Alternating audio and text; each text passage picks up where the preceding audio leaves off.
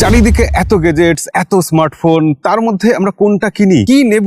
সার্ভেতে 5,000-এরও বেশি ইউজার এটা ক্লিয়ার করে দিয়েছেন তারা সব থেকে বেশি ভরসা রাখেন স্যামসাং এর এ সিরিজের উপর। আর কি জানেন তো, স্যামসাং এর ফোন সবসময় সিকিউর আর রিলায়েবল বলে আমি মনে করি। তার বিশেষ কারণ হচ্ছে স্যামসাং এর স্পেশাল নক সিকিউরিটি। বাকি সবকিছু সরিয়ে দিন, শুধু নক সিকিউরিটির জন্যই স্যামসাং অ্যান্ড্রয়েডের অন্য সব কোম্পানির থেকে আলাদা হয়ে যায়। স্যামসাং এর সিকিউরিটির উপর ভরসা রেখেছেন 34% মানুষ। 27% মানুষ স্যামসাং এর এ সিরিজের ফোনকেই মিড রেঞ্জের ফোন হিসেবে রেকমেন্ড করেছে। আচ্ছা, যদি সিকিউরিটি আর সফটওয়্যারের কথা আমি ছেড়েও দিই, তাহলে দুদিনের ব্যাটারি ব্যাকআপ স্যামসাং এর এই সিরিজের ফোনগুলোতে সেটা তো পাওয়া যাচ্ছে, অন্য কটা ফোনে পাওয়া যায়। এবার ভাবুন, সেই ফোনগুলো যদি আমরা কম দামে পাই, তাহলে আমরা ভিভোর ভি সিরিজের ফোন, ওপোর রেনো সিরিজের ফোন, এগুলো বাদ দিয়ে কেন এই ফোন নেব না? এছাড়া দেখুন না, খেয়াল করে স্যামসাং বলছে এই এ সিরিজের ফোনগুলোতে তারা 6 বছরের অ্যান্ড্রয়েড আপডেট দেবে। কোন কোম্পানি দেয়? লোকে স্যামসাং এর ফোনের উপর সবসময় ভরসা করে এবং স্যামসাং এর ফোনের দাম কবে কমবে তার অপেক্ষা করে। এবং স্যামসাং এর ফোনের এ সিরিজের ফোনের দাম এখন কমেছে, খুব লিমিটেড টাইমের ডিল। ডেসক্রিপশনে এবং পিন কমেন্টে লিংক দিয়ে রাখবো, সেখান থেকে চেক করবেন। এবং অবশ্যই আপনিও যদি মনে করেন স্যামসাং এর সিকিউরিটি সব থেকে ভালো, আপনিও যদি মনে করেন স্যামসাং এর উপর ভরসা করা যায়, তাহলে চোখ বন্ধ করে স্যামসাং এর এ সিরিজের ফোনগুলো নিয়ে নিন। আপনি যদি এই ফোনগুলো কিনতে চান,